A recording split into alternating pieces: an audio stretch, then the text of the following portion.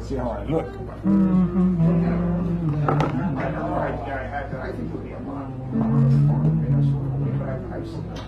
Oh, there we go. I'm on the screen over there. I can see me. Wait a minute. If I point, yeah, I can see. Well, ladies and gentlemen, welcome. Hope you're having a good time, as good a time as I'm having.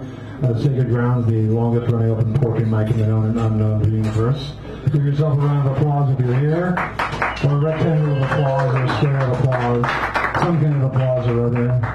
I'm going to read the checklist. I'm going to go back and forth between reading prop 1 and the checklist. I have prop 2, but I have not brought that with you. What?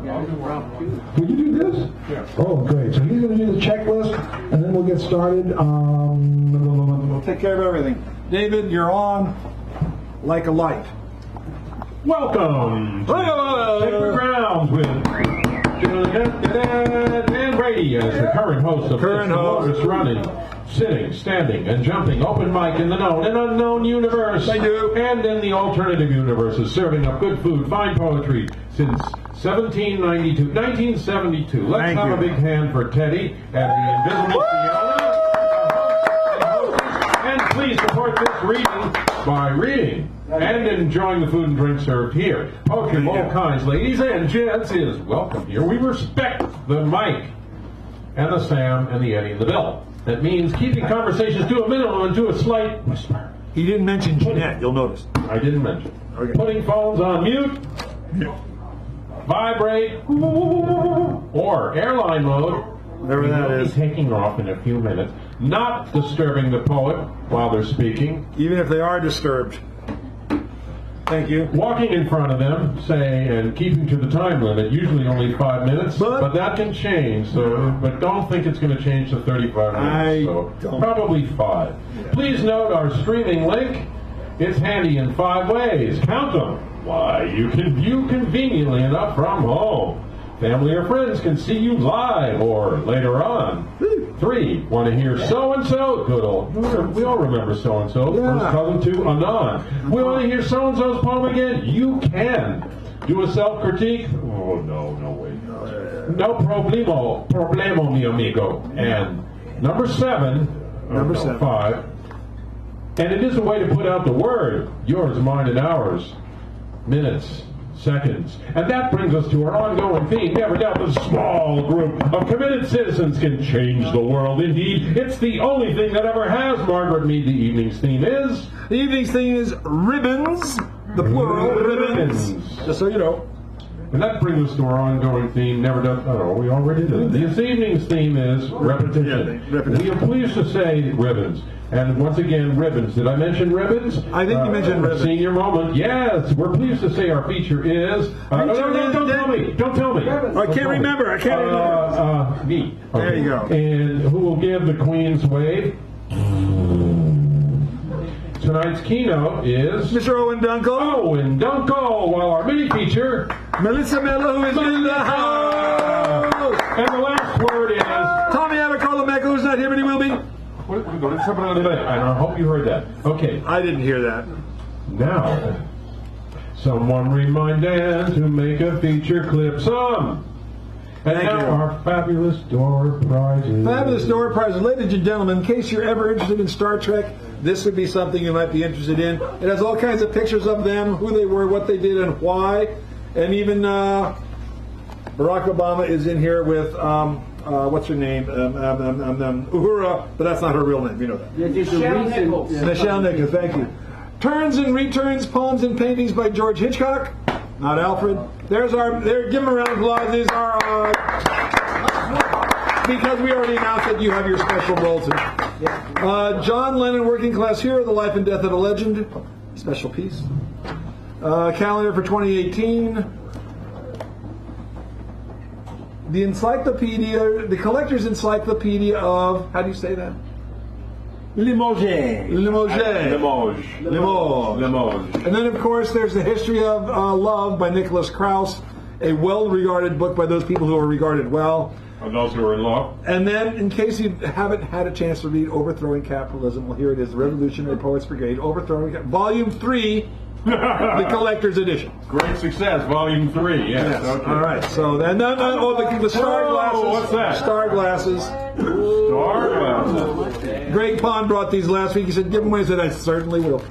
My grandson is. And then, of course, there's the keynote, which you'll see in a moment. Choosing the prompt, which Wendy did last week, which is ribbons. Copilot, which I don't have. Invisible. And the mini feature, which is Melissa, and the last word, of course, is Tommy Mecca, who just came in here. So did I do that fast enough? Too slow. Way too slow. Oh, well. And now, will the, let's see, our keynote, Mr. Owen Dunkel, is going to stand and hold forth. Give him a round of applause as he steps up forth. Looking back at the open to read. And we are ready to kick it into gear.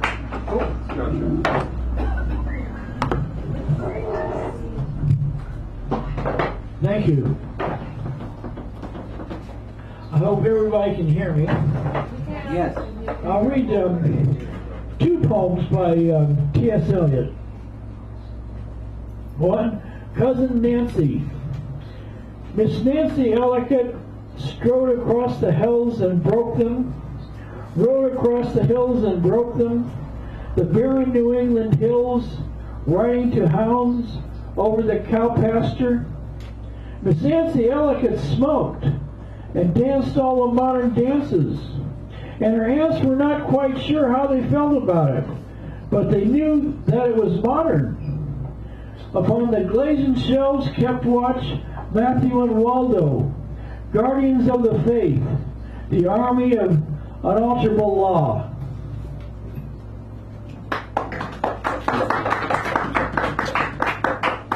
Mr. Apollinax.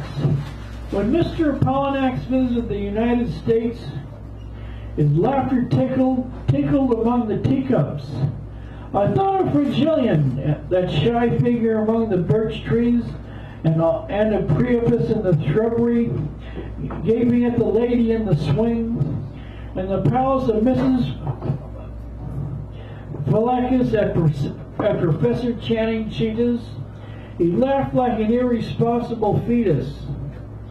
His laughter was submarine and profound, like the old man of the seas, hidden under coral islands, where worrisome bodies of drowned men drift out in the green silence, dropping from fingers of surf. I looked at the head of Mr. Apollinax rolling under a chair or grinning over a screen with seaweed in his hair. I heard the beat of centaur's hoofs over the hard turf as his giant, passionate talk devoured the afternoon. He's a charming man, but after all, what did he mean? His pointed ears, he must be unbalanced.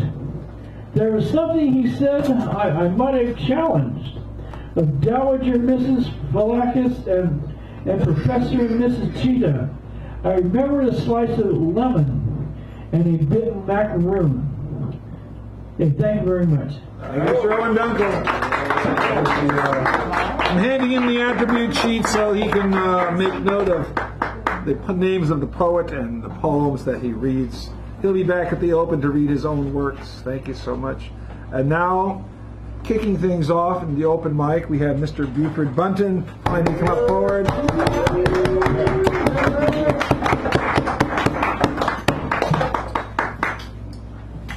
And then after him, I have a slight announcement that I forgot to announce, but I'll take care of it afterwards. I'll get back to you on that. Hi. This is called The Trees. The trees, beautiful, not the complicated world we have, the politically and philosophically complex issues. We try to solve the homelessness and the wars everywhere. It's just that most of us are not in the government. Just very concerned citizens. We watch how things play out, are tired from all the displeasure, sometimes laugh ruefully, and move on. Some of us march. The trees stand tall if they're lucky. Nice.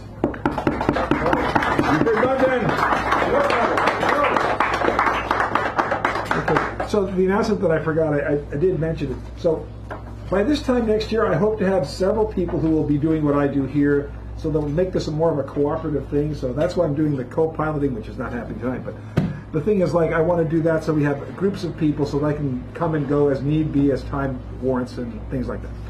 So think about that, keep that in mind, and I'll be mentioning that endlessly. But I'm going to be the next 5 readers. We got Jane, then Clara, then Britt, then I'm not sure who's number 5. I don't know. I can't. Huh? Rono. R-O. Oh, Rocio. Okay. I didn't. So we got Rocio, then Owen, then Bob. Okay, so thank you, Buford, for that. I'm sorry to go on so long. Jane. Oh wait. Buford. It's Jane, right? Yeah, Jane.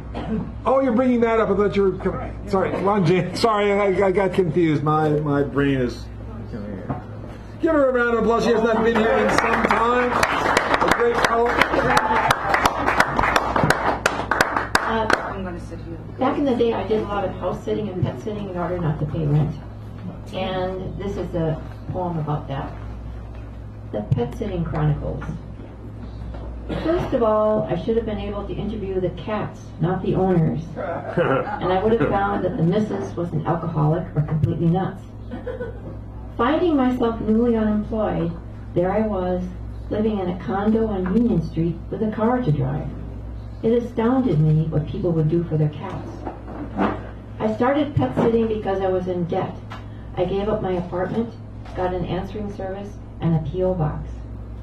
Sometimes floundering with no place to live the very next day, I always scraped through. An afternoon or 2 spent in my car, parked down at the Marina Green. All of my possessions in the back seat of the station wagon. I ate and read the paper. I learned that a place itself could not make people happy. It didn't matter how beautiful the building or how great the neighborhood. Misery was misery no matter where it lived. Nomadic existence, living nowhere but everywhere, impermanence. Maybe I was finally living in the French way, existentially. Or maybe I was a Buddhist and just didn't know it.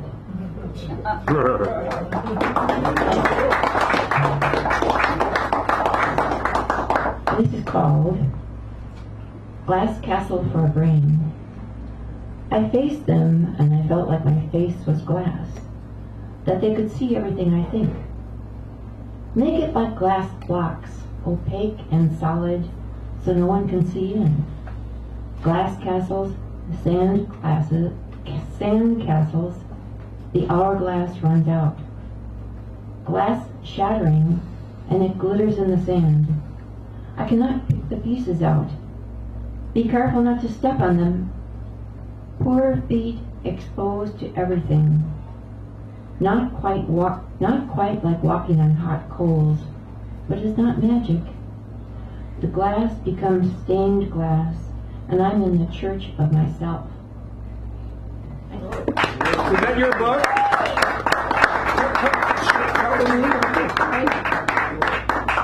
This is my book. The title? A Rosary of Poems, 5 Decades. Decades? Decades. Yes. And do you have extra copies of it? No, but I'll sell this one. Oh, she'll sell that one, so there you go. Thank you.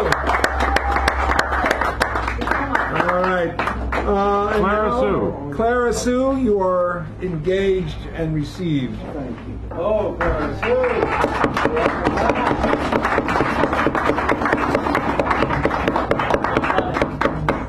She's a professional. Happy New Year. Happy New Year. It's still January. I can read my New Year poem. Yes, you can. You can read it in April, if hard. Oh, okay. New Year. A New Year poem. The old man wears a new coat. The young girl drops her old shoes. The moon grows rounder behind a veil. A poem appears in fragments. raven dancing in the street, trampling on an imaginary line. One takes the sun with its sharpened beak, dashes it onto the midnight sky. Waking dreamers who have nowhere to go, blinding the mob with the usual tricks. The race resumes after a day of rest, the earth a scorched and iced ball. How does winter fare the new cold? Frozen hearts sing hymns of praise. I'd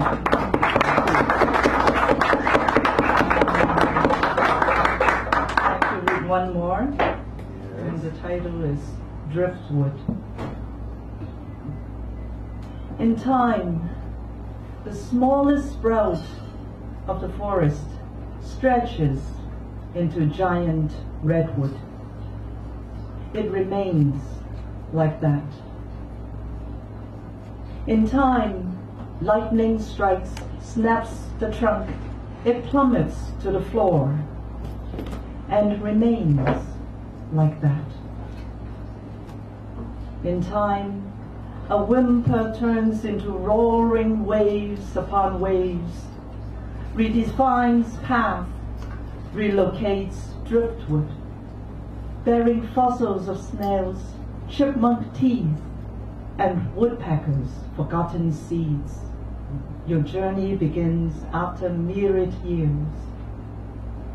It is still the same sun, moon, stars.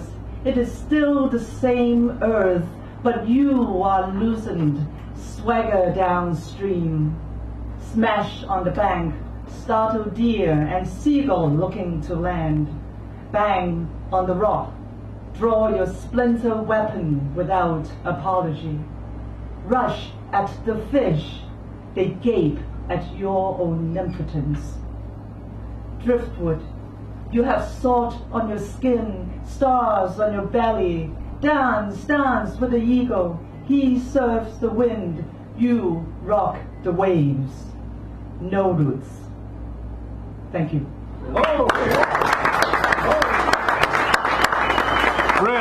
Britt Peter. Followed by Rosio. Rocio, I think. Rosio. Rocio. Give this man a round of applause.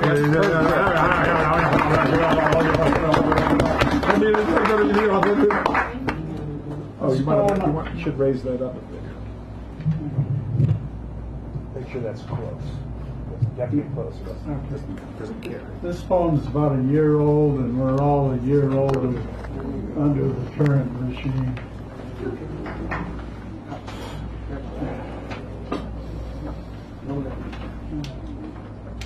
Okay. Fellow citizens, fellow workers, we need to get in the way. There's no better feeling in all the world than to stand on a picket or vigil line. Akron, Norway, lunch counters, every man, Sproul Hall, Standing Rock. We must face and break the urban armies. We must bring down the man in the long red tie. Calm, contained, righteous, Blake said, his shining head, I merely voiced my own honest indignation. Gathered the frayed banner where Patchen said, to hell with power, hate, and war.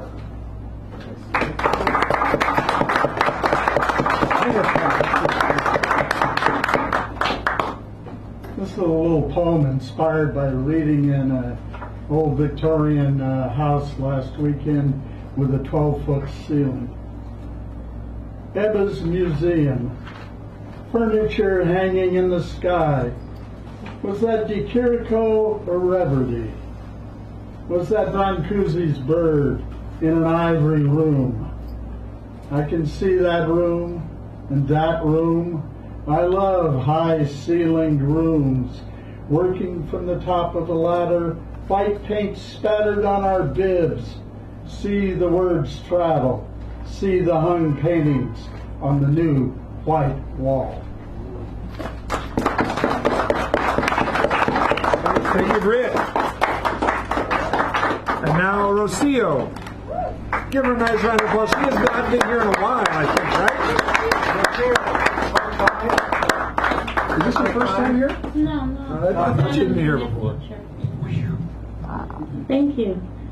This poem is called Evenings in North Beach.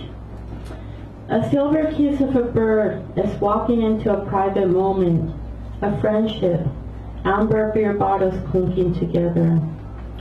Tiny iridescent crystals on canvas, celestial blue mica ground together so that it sparkles.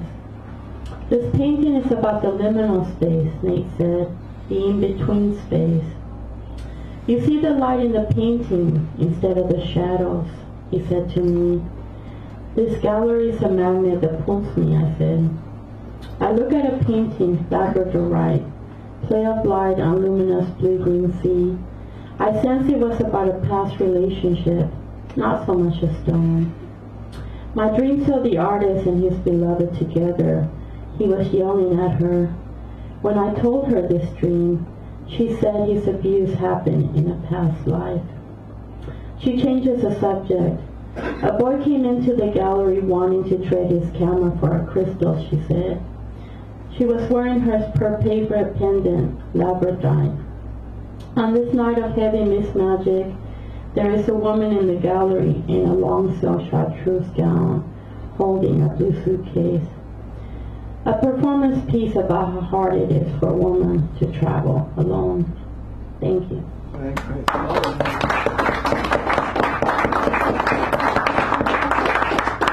And this next poem is new. You are the first audience to hear it.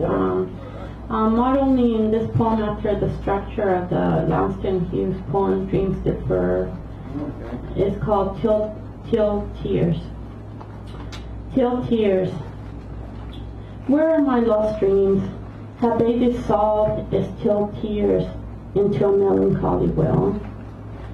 Or do my lost dreams travel as hobos on speeding black freight trains and rapidly jumped off? Have my lost hopes been put on a stoveback burner as brown beans in a speckled pot, stuck to each other, stale and old? My mother never became a professional singer or born her sadness. Was this because she had 8 children? Was I a burden to her? Her exploding anger rooted in fragmented dreams. Daydreams of my own office with an ethereal aquarium, fish that spit phosphorescent glow, crystal coral, white gossamer seahorses, transparent, they stay together for life. Daydreams of a playroom with leopard print balloons, an oakwood castle for children to delight in, instead of a dollhouse. Am I abandoning my dreams? Will I catch them again as a silver-spangled trapeze artist in a striped circus? She has courage to fly. Thank you. Rocio, thank you. Owen Nelson. I love that. And Owen's coming back. I assigned her in. Okay. I got you. So he's coming back because people who do the keynote all come back to read their own in the aforementioned open mic, and he's in that category. Thank you, Owen. Everybody hear me? Yep. Actually, yeah. Let's go 5.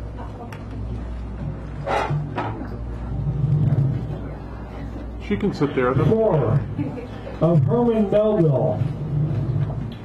Aloft with the burly Fort Topman, their mock minds in places, in the running rigging to the unsung, oft-sung, greatest heroes to ever swap the lusty, loose girdles of time and space, back to the forest of birthright.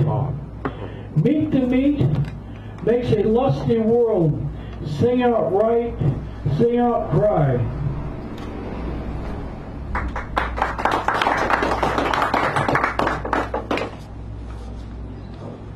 Hour at noon. Horns honk at the acclaiming silence of bliss in the magic carpet. The condottiere Solid Benvenuto Cellini, astride his bronze stallion on the quiet lawn of the new library. I wish it would snow, but I know for sure it would become the slushy mess the omniscient truth presents itself to the busy monopoly of the air.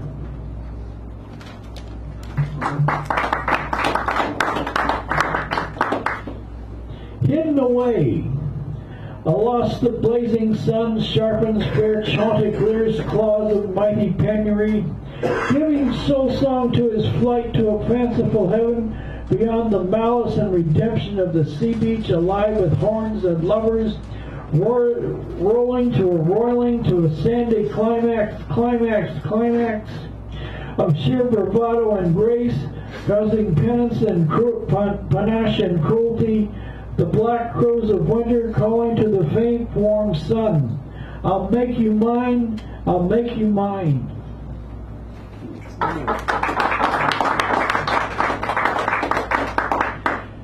Time at noon. Time out on the lusty, sunny piazza. I enjoy the quiet, peaceful psyche, the calm of the storm. Spiky. Alive with the cloudy siesta we say we are taking. Talking pizzicato of sex, the rest of us making Nike. The world runs round. Likely we are to succeed with hieratic must we think. We are safe inside? I think not, but I dance in a straight line. I strafe the world I know with romance under the moon, a day without rain. My groping mind, the improbable refrain.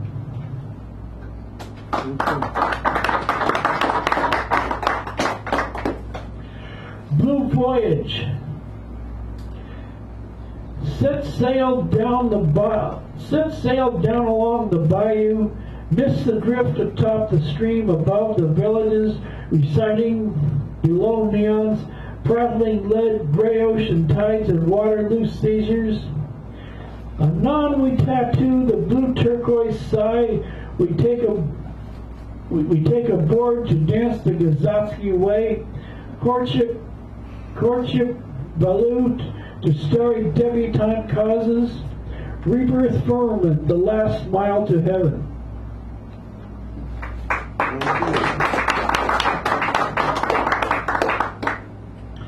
Fly high sonnet.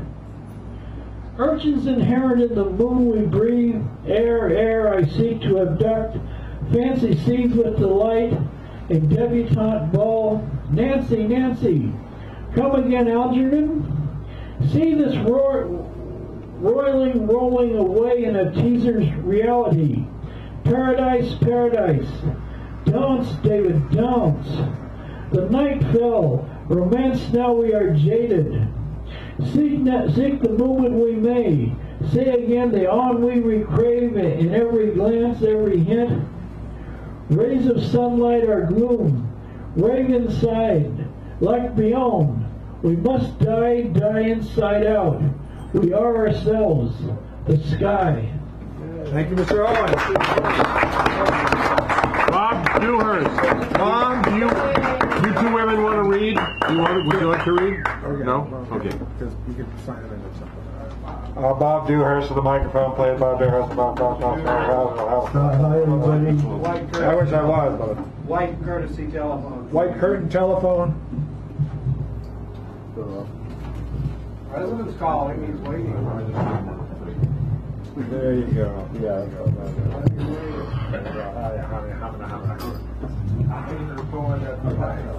Thank you. Hi everybody, and thanks for coming and sharing. If I run out of time, just tell me, we'll continue it later. Thank you, Bob. That's right. I had to do that. You have to do it. You have to, yeah. So this is a very rough draft. It's a new installment. I'm writing a book called The Ballad of Budding Nobody. So this one's running out of time, out of town in the rearview mirror.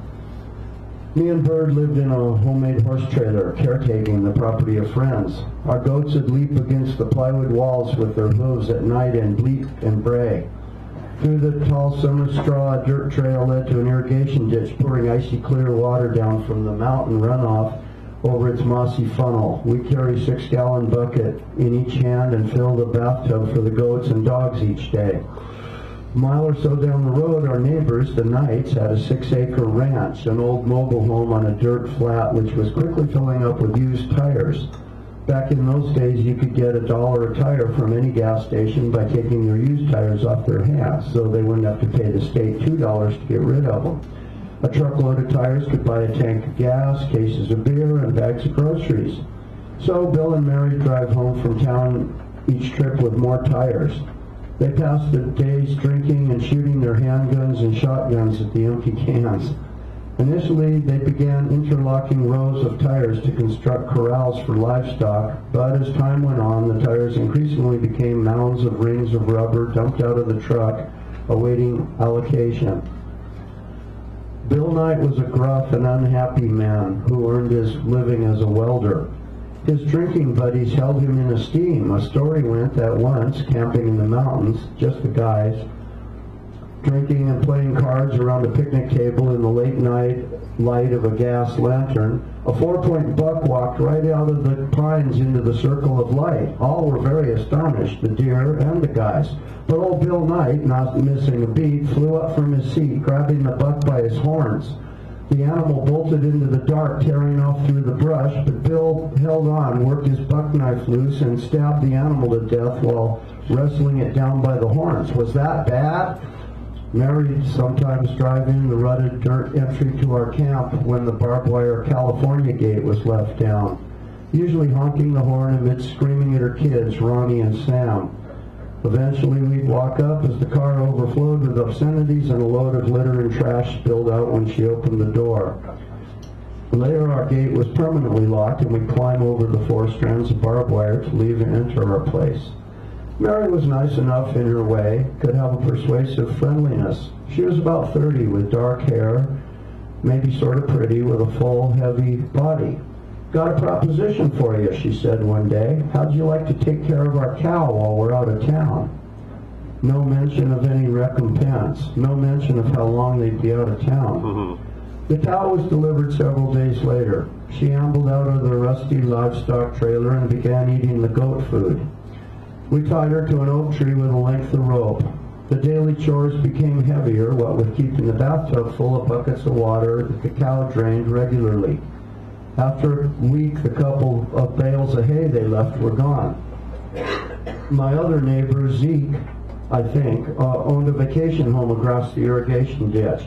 On a rare appearance, he once asked me to keep an eye on his place, adding, "Now, Bob, if I catch you stealing, I'm going to shoot you." I squished my toes up the mossy, muddy irrigation ditch and entered his place through the barbed wire, shouldering bales of hay one by one from his barn and walking them back down the ditch to our camp, leaving no footprints. At least the cow had something to gnaw on before the night finally returned after a long trip. Some months later, the Knight family honked at our gate late one night, yelling something about needing help with their cow. We didn't answer, so after some obscenity, a pistol shot or two popped in the sky, and they peeled rubber, squealing away. And so it had been a long, hot summer, and our harvest was in. The wheat had shot up to 13 feet tall, oozing a drop of clear red oil like a ruby bead if you snapped a bud off. Finally, it was dry, and we had it in 55-gallon steel drums with false bottoms, loading on top with axes, rakes, shovels, pickaxes, and such. It really was time to leave town. I was having bad dreams and psychic premonitions the junkies down the road were planning to rob us. Word had gotten out we were dealing. Carloads of teenagers drove up our dirt alley uninvited to buy dope. I'd weigh it out on the dairy scale, giving them more like 1.5 pounds than a pound, still mixed up with oak leaves and straw. As fate, Bill Knight was out of work, so I paid him to custom weld the axles on our horse trailer for the journey out of town. Allowing us how he could use extra cash, he suggested we pay him $80 to drive our rig up to Humboldt County behind his powerful welding truck. As he left, Barb and I spent the afternoon loading our trailer to the gills with all kinds of heavy things, piling on bales of hay, rolls of fence, even rounds of oak firewood. That night he showed up with a buddy and we all set out down the winding highways and country roads leading to the coastal range. Barb and I rode in the bed of his pickup truck with the goats and dogs. There was a deep black night, later swallowed by fog as we branched off on the dirt road cut off, angling up the mountain at least 30 miles. The truck growled in low gear. "God damn it, what the hell you got in that thing?" Bill screamed out the back window. The truck began squirming in the tire ruts and finally jackknifed backwards on a sharp hairpin turn. The tires spinning in the mud and Bill screaming, "Help! My truck! My truck's going off the side," in a high-pitched voice. We all leapt out, slipping and falling to our knees in the mud, pushing with all our might to get the thing going forward again. I choked back an insane laugh while Bill screamed and roared the engine, the tires splashing, slinging mud all over the trailer and all of us in the leafy brush along the edge of the mountain. Finally, in the early morning hours, we unhitched the trailer at the ranch where we would now stay. Bruce came out of his cabin with a rifle and his pit bull to greet our team, his heavy frame and cowboy hat silhouetted in the fog by the sinking slice of moon. We were all glad to part company.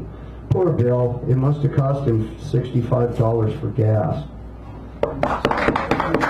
Arthur Hurst. And now, it's the Clyde Always Show.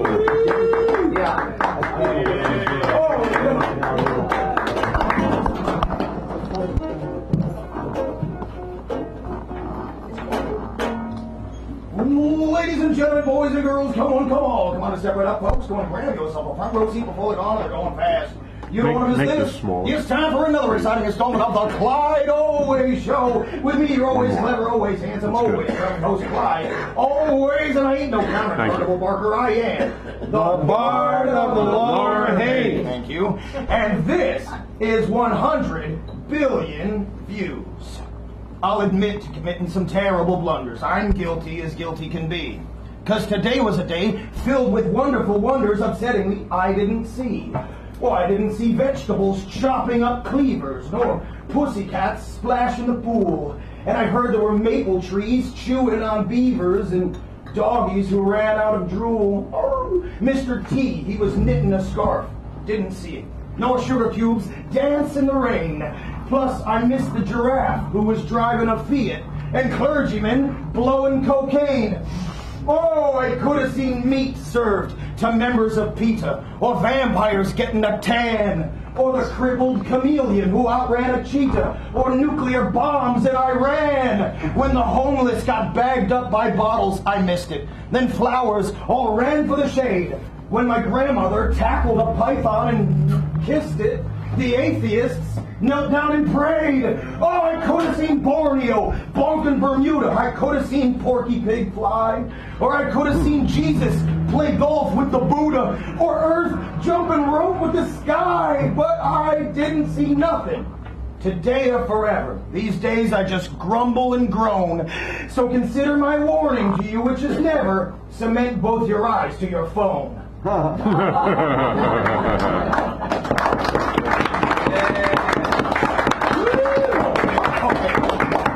Tonight's episode of the Clyde Always Show has been brought to you in part by the following.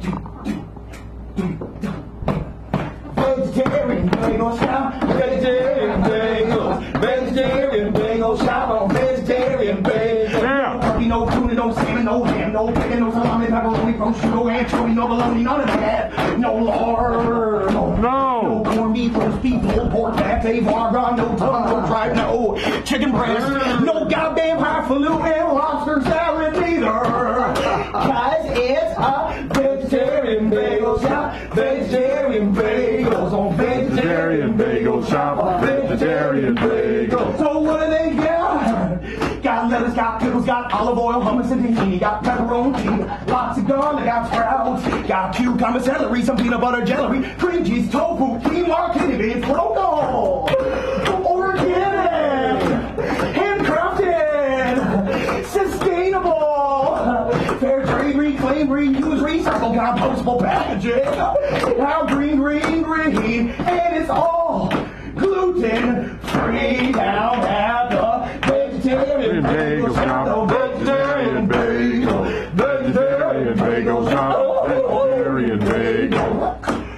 We now returning to our regularly scheduled broadcast. Thanks for sticking with me through that brief commercial break. Do I have any time left or no? Yeah, two. Okay. Then, anyway. I'm breathing, baby. I'm breathing as fast as I can.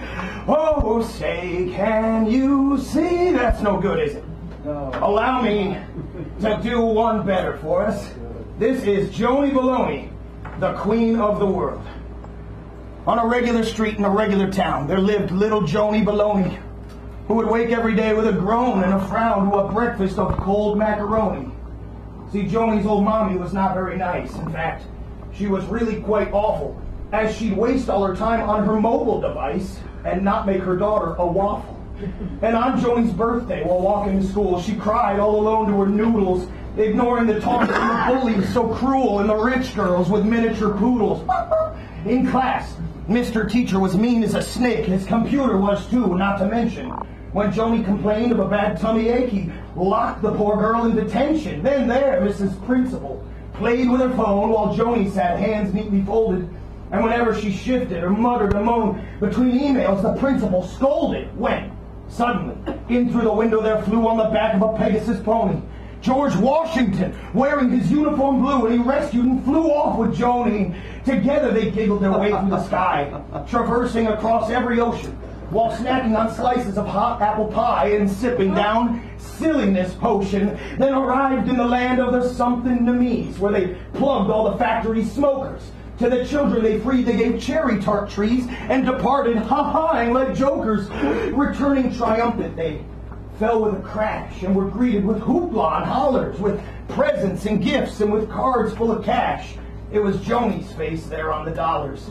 Then George flew away, and to home Joni shot when she thought that she couldn't feel gladder. "Happy birthday," said Mommy. "The iron is hot and I'm nearly done mixing the batter." And I defy you to find one professional athlete that would dare take a knee for waffles. Thank you. My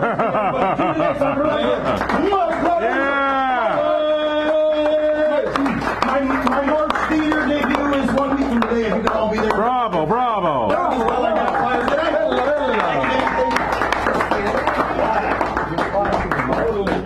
That's me.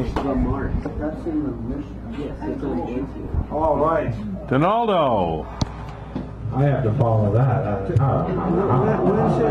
Danny, Where when's is his the theater feature? debut? Huh? When's his Where's the theater debut? debut? At the March? At the I March have thing. flyers. Well, he has flyers.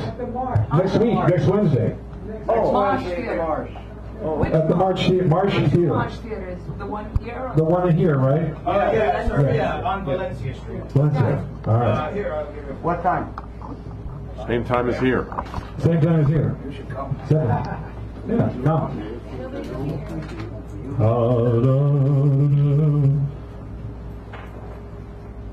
Nothing up my sleeve. No. So, this is for, I did print out a whole bunch of poems a while back, and they were all new, and I thought I had gone through them all, but I found these two. So these are debuts, just for use. So this is called For David, the Cloud Man. He sent me something and I sent this back, so anyway. A note to a friend that is both brief and salient, an amusing man enjoying a life well spent. Dear friend, sometimes an ill wind doth break, trumpeting as a heavy toll threatens its take. But consider one thing, lest we wither in its wake. There's a reason, there's hope, which we cannot shake. There's one thing certain concerning any shadow, that, logically speaking, it is proof of a heavenly glow. Life creates matter, light creates matter, defines its form. This is an inheritance wise, while shadow, being nil, can at best be a cold, lifeless disguise. Thank you. Now this one, I really have second thoughts about reading it, but I said I was going to read it at some point, so. This is an exquisite corpse, drawn, redrawn, quartered, and requartered. If you know Jennifer Barone of the Word Party fame, she creates mashup poems at the end of every Word Party reading, and then she reads that poem with pieces and bits from all the poems.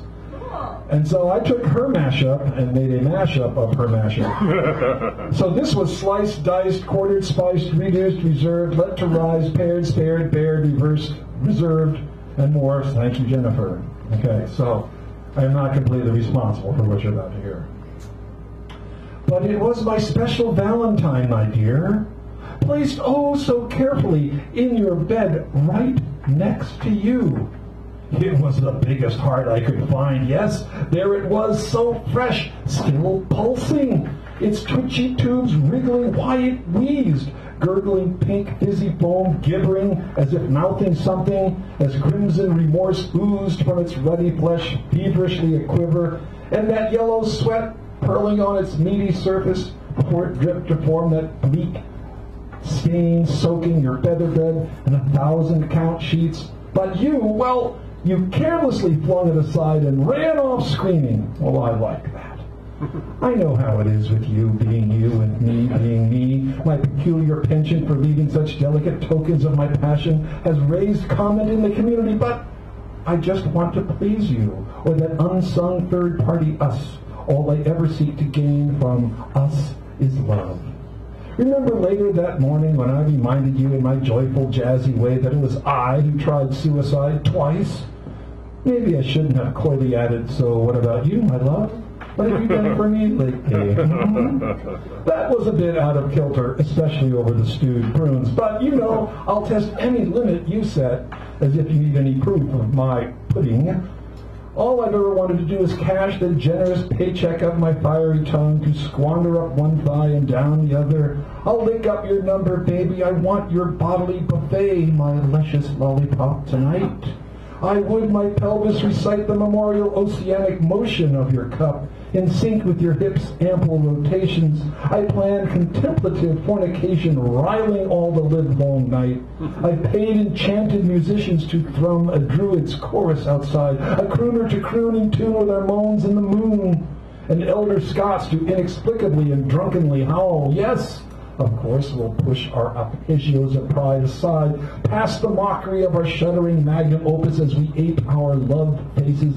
Until then, and when, in the afterglow, I'll list your sweet flavors. But please ignore the rumors from all those snitching bitches, venting their spleeny green venom. They never touched me. Well, not much, certainly. Not as all as you can or do with all their luscious body language. They suffered from failure to communicate. That's my test. And you, my dear, so I say, let us bombasticate our emotions back to stones. And tomorrow, we'll have a day free. Kick it off with a hot pancake picnic. We'll make it philosophical, a proving ground of the psychedelic relaxicants. We'll smoke a spiffy, laugh uproariously until we, panting, must perforce leave off and hold forth in mental migrations as we orate horrifically, conflating both temple and sepulchre. Complacent and content, we'll fly away to our pleasured home decreed, take a flight, just one crazy kind of bird with another, and soar in a special ascension of excess. Let us say, I do, you do, I do you do me, and we do it until exhaustion we do exasperate. Let's never leave our ever-present present, that you'll have at me, my dear, as I at you do. Let me close with one more thing. I enjoy you as much as you enjoy yourself, and I myself. In some, let's suck out all our sweating wounds with relish, with abandon, nay, with chocolate and Venusian sauce, all on our special flesh knobs. Not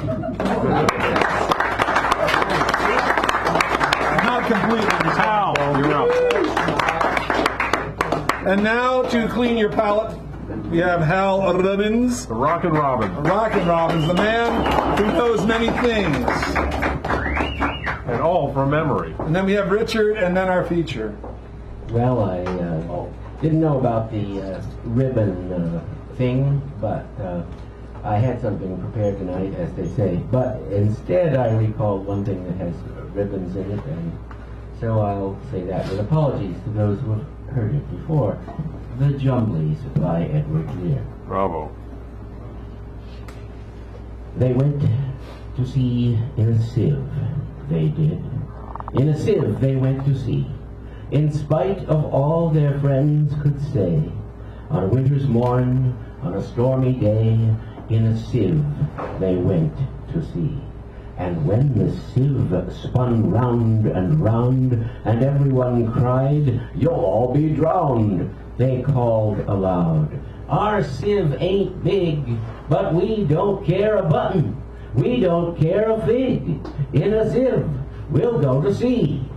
Far and few are the lands where the Jumblies live. Their heads are green and their hands are blue, and they went to sea in a sieve. They sailed away in a sieve, they did. In a sieve they sailed so fast, with only a beautiful pea-green veil tied with a ribbon by way of a sail to a small tobacco pipe mast. And everyone said, who saw them go, "Oh, won't they be soon upset, you know, for the sky is dark, and the voyage is long, and come what may, it's extremely wrong in a sieve to sail so fast." Far and few are the lands where the Jumblies live. Their heads are green and their hands are blue, and they went to sea in a sieve. The water, it soon came in, it did. The water, it soon came in.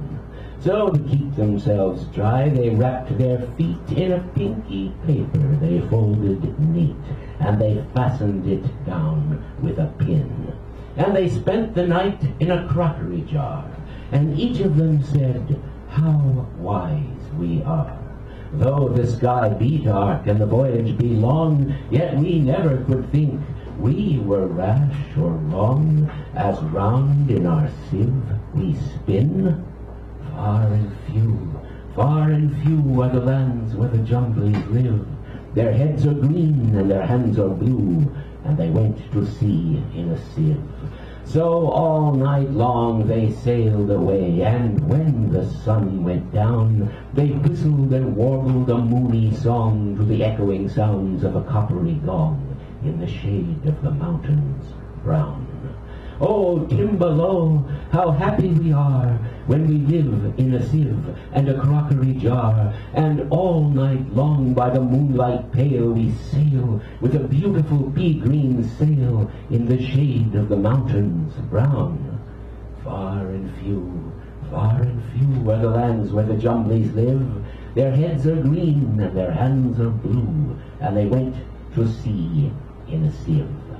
They sailed to the western sea, they did, to a land all covered with trees, and they bought an owl, and a useful cart, and a pound of rice, and a cranberry tart, and a hive of silvery bees. And they bought a pig, and some green jackdaws, and a lovely monkey with lollipop paws, and 17 bags of Edelweiss tea, and 40 bottles of Rainbow Ree, and no end of Stilton cheese. Far and few are the lands where the Jumblies live. Their heads are green, and their hands are blue, and they went to sea in a sieve. And in 20 years, they all came back, in 20 years or more, and everyone said, "How tall they've grown, for they've been to the lakes and the Torrible Zone and the hills of the Chankly Bore." And they drank their health, and they gave them a feast of dumplings made of beautiful yeast. And everyone said, "If we only live, we too must go to sea in a sieve to the hills of the Chankly Bore." Far and few are the lands where the Jumblies live. Their heads are green and their hands are blue, and they went to sea in a sieve.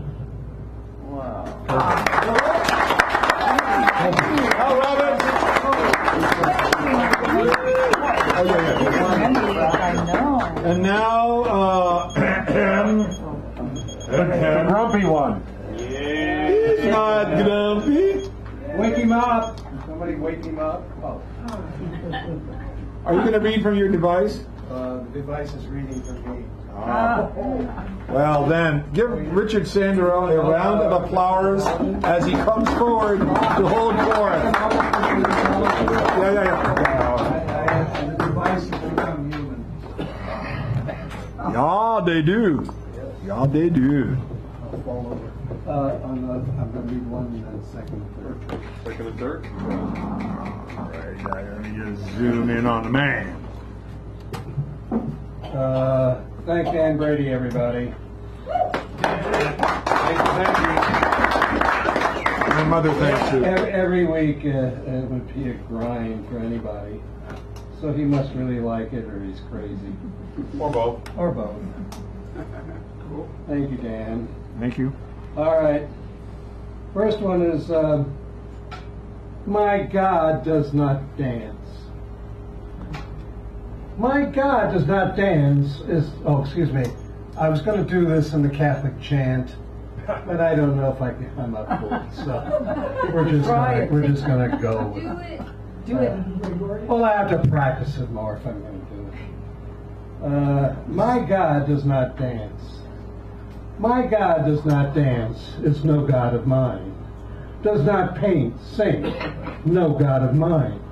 Does not write prose, poetry, no God of mine. Does not, in fact, have any artistic qualities, no God of mine. My God does not invite everyone into his realm or give unconditional love, no God of mine. My God is a vicious God, wages wars on non-believers, no God of mine. Murders unarmed men, women, and children in the name of God's religion, no God of mine. A genocidal God, no God of mine. My God keeps people divided by color, no God of mine. My God is not white. This pretty much does in gods. Ruination to the gods, they have all died or passing on from irrelevance. New future generation kills these gods, aren't interested in making new ones. The gods are dead. No, long live the gods.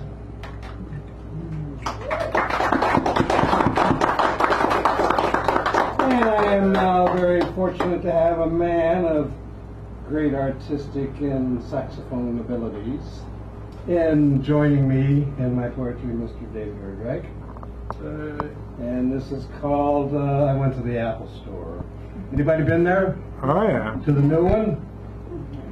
Oh, we're talking the new one. Well, go down. And then listen to the conversations, please. In an Apple world, you can have as many devices as you want. All connected. It's all sent to the cloud.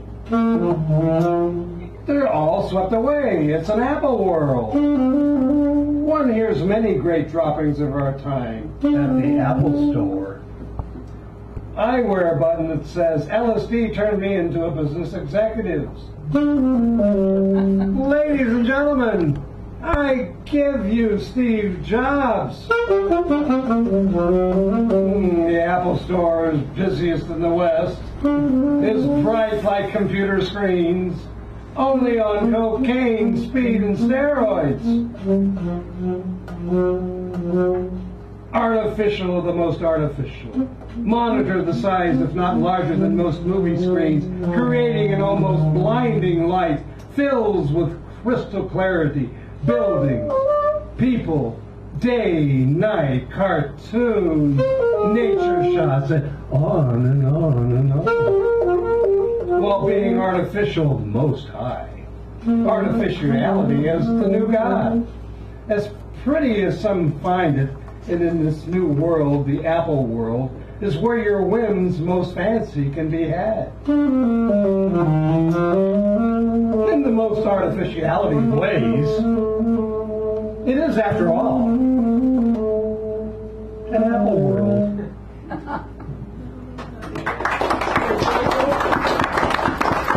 And the last one, excuse me, the last one is, I will rise up when.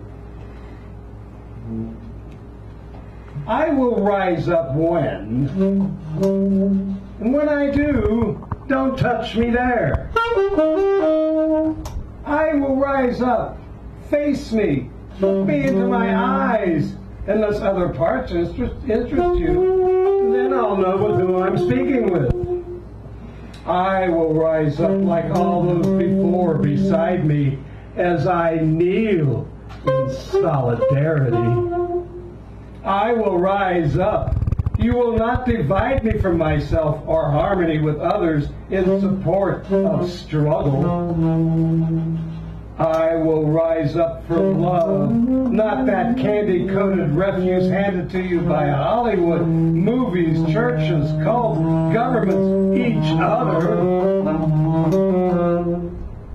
That prostitute's love for profit of pocket ego, not heart, mind. I will rise up against your indifference of death on the streets of the inflamed. I will rise up in a place where poetry never dies, no matter how much some wish it has. I will stupefy, prettify, identify, colorize, polarize, fossilize until the stone is smashed by a new rearing revolt. Thank you. Thank you. Continue to stand around. And our features and right.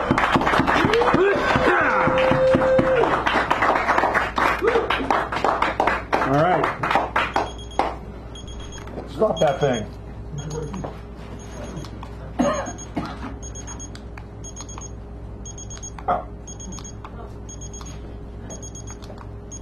I won't do that. Take the battery out. Yeah, you know, I hated to do that, but there we go. All right. I don't know how to work that. Oh, that's your take. Exactly. This way I don't have to adjust the camera. I can adjust me. I see I look pretty good. David Erdreich is our feature this evening. You just heard him play a little bit behind Mr. Sanderell. But David does many things. He's a gardener. I've been this for some time. We talked about that before the show began this evening. But he has poetry that has many different styles. There's a jazzy kind of free-floating way of bringing language and music together, which is always very, very interesting to me. Of course, you could play the sax. Are you going to play the sax for part of the thing? Okay, so he's going to blow the sax. Passion, compassion, a sensitivity to the messages that are important in one's life. That's a good way to look at his work in the overall sensitivity to the messages that are important. What it means to be a writer and a poet and an artist in a time like this, maybe any time, but a time like this is like, oh my God. Anyway, I'm going to stop because he's going to begin, and he's far better at explaining himself than I am. So we'll give a round for Mr. David Erdreich as he comes up here. We'll get these set up. The beautiful, the wonderful, the magical, and the entrancing and creamy. I'll start with a little more horn work. So. Behind you over there. Yeah, there we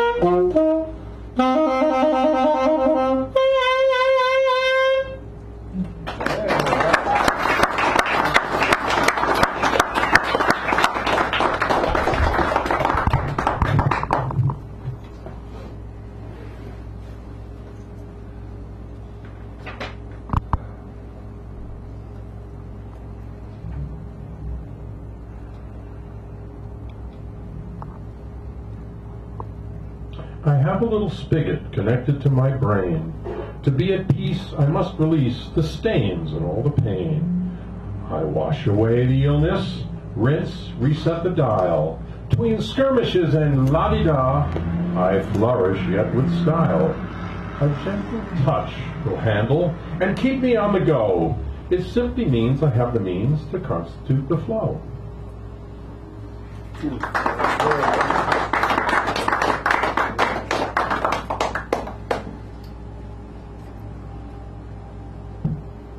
I wrote a piece for my grandmother the other day. I'll read you that.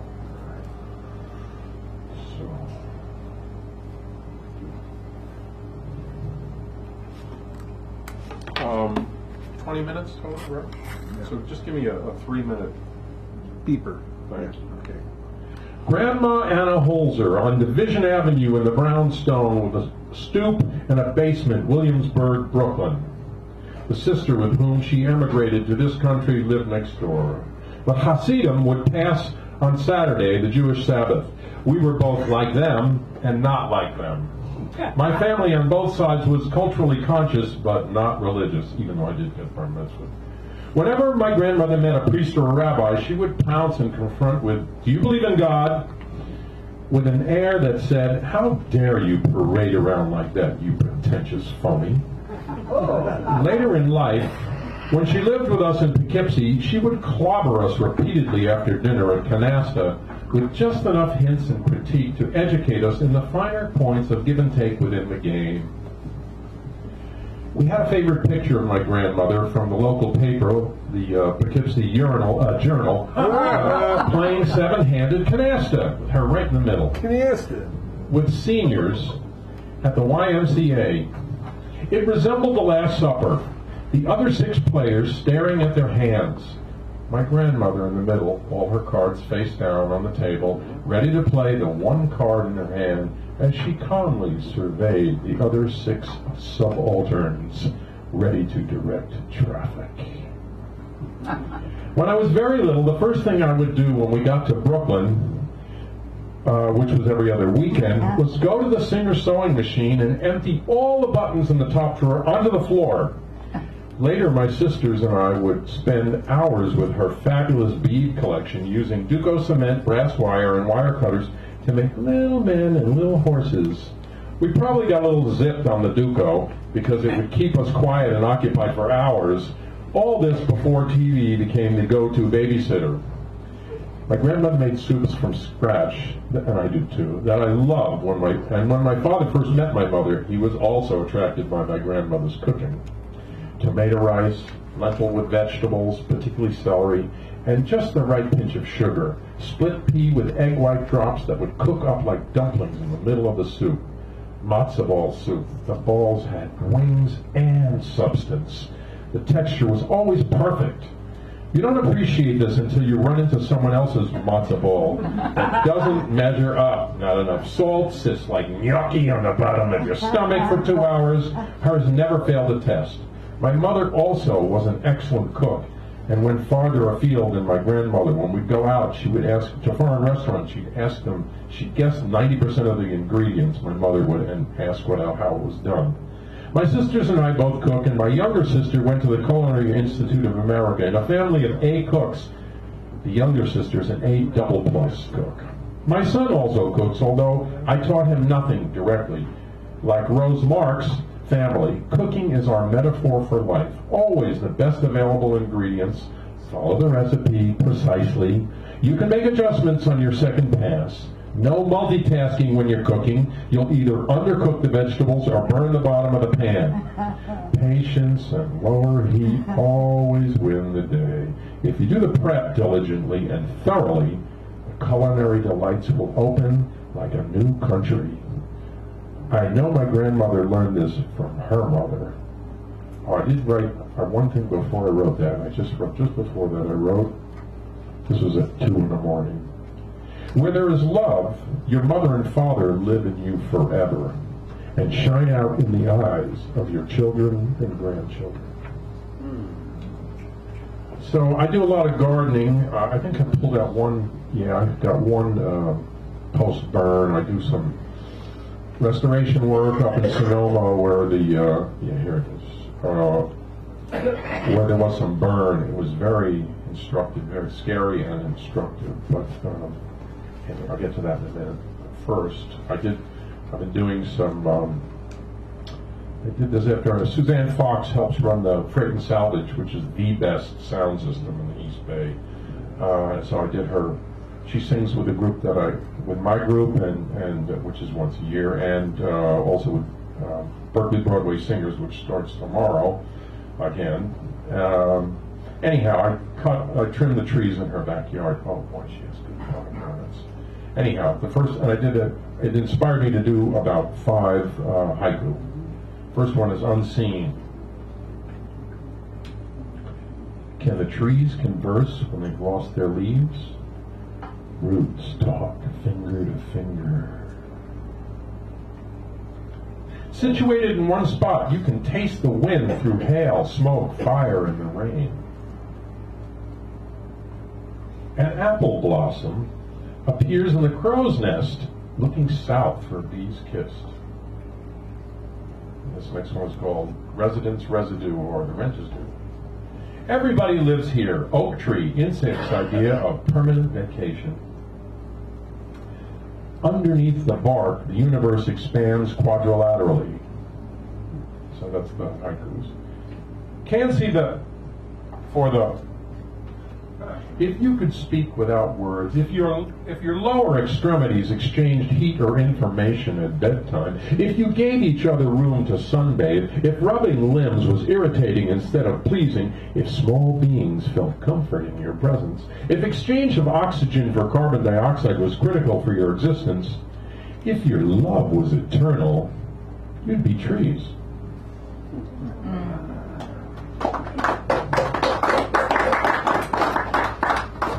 In the presence of greatness,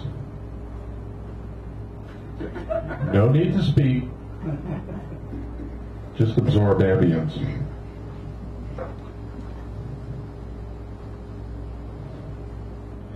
Recognition is fine, it fills a social need. Respect is drawn from a much deeper well. This was after Brett and I featured last Saturday. Here's what I wrote. The folding chairs parade in and out of the cabinets, releasing fannies to rise, purvey poetry, then catching them. These unsung listeners to lyrical libation. The residue is gone. The ash, I did read this here 2 months ago. The ash has washed away. Pointless cryptic messages have settled in to stay. Plastic burned to slag, metal scorched and flayed. Secrecy, sensorium has compromised this day. The tangled web of CIA observers trained to murder. Covert destruction through obstruction. Twisted building girders. Our policy is foreign and only leads to trash, where operatives are taught to kill or torture for their cash. Tail-eating serpent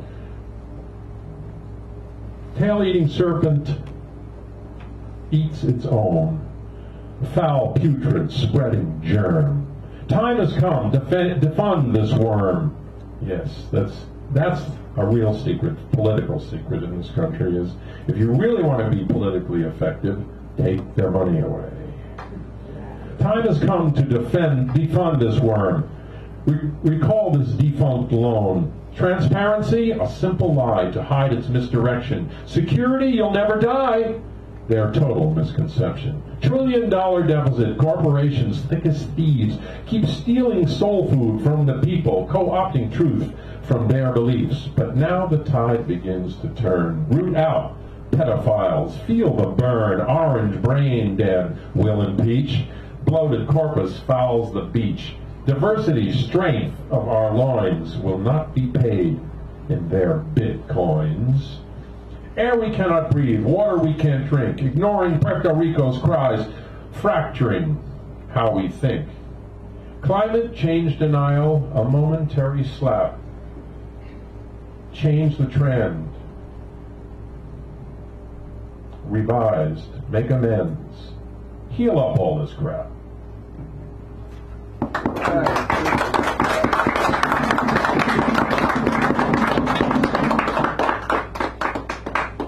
You're at about like 5 effects.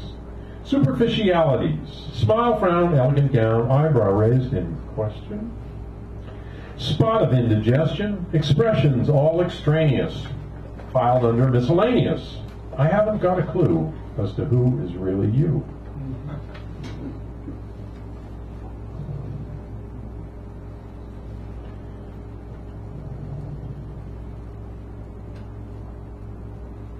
I was there for the I Have a Dream speech, so it pops up occasionally. I was 16, not 71, so it pops up occasionally in my poetry and writing, and it did have a profound, it was subtle, but it was a profound effect. The first effect it had on me was the New York Times reporting 1 million people as 500,000 right away. I said, some things and people that we trust we need to watch carefully. Ah yes, climate change. Too warm in December. The apple tree is misled and puts out some blossoms. Then a cold snap. The Arctic sends down a breath. The blossoms drop before the nation of Polly anoints them. Like when you're skiing or shoveling snow, your fingers get numb. You come inside and reheat too fast. Your fingers feel the burn. Carbon-based life struggles when it moves too fast between icicle and lava flow. The United Snakes has a long history of white man greed and disregard for all life forms. It also has an unsung history of uncanny strength and diversity and an ability to heal the worst of woes. We've seen one man without a gun be stronger than 100, stronger than 1,000 men with guns and badges.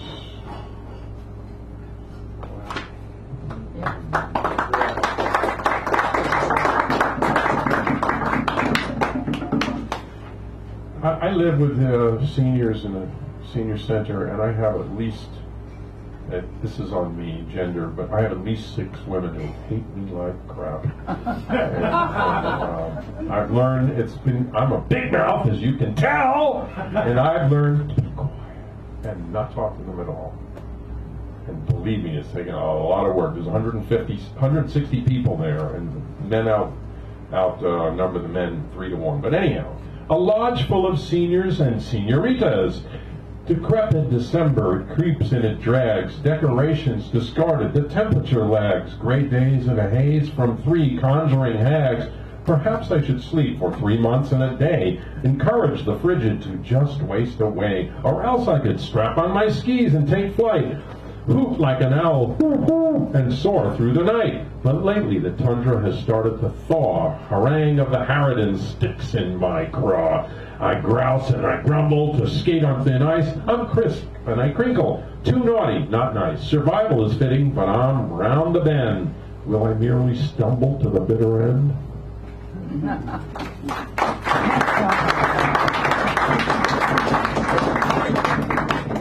if I can find something musical too. Maybe not.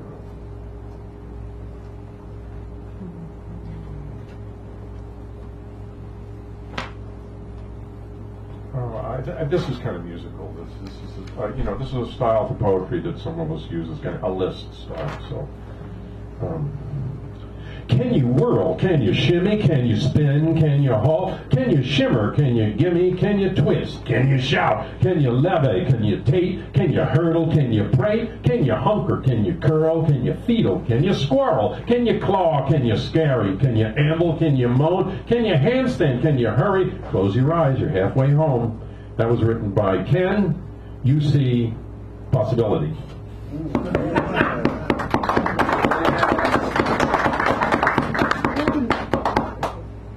Here's a weird one. Some of them just don't get finished, but this is kind of... As the workload increases, Atlas shrugs. Relief is a bale of hay.